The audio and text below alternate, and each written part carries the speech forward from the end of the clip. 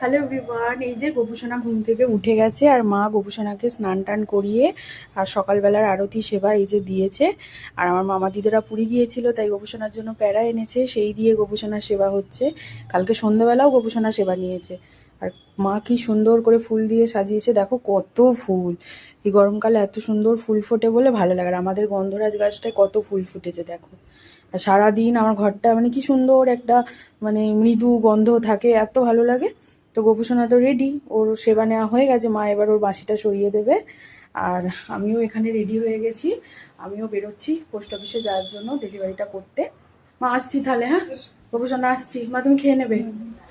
আর এই যে দেখো এইখানে রয়েছে পার্সেলটা, তোমাদের দেখাচ্ছি।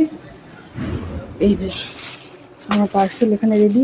দিদা আবার এই হাঁড়িটাও এনেছে, তারপর গোপুসোনার জন্য একটা প্লেট এনেছে, গ্লাস এনেছে, তোমাদেরকে দেখাবো। মা আসছি, চলো নিচে। ভাই আসছি, দিদা আসছি, এসে আবার কথা হবে।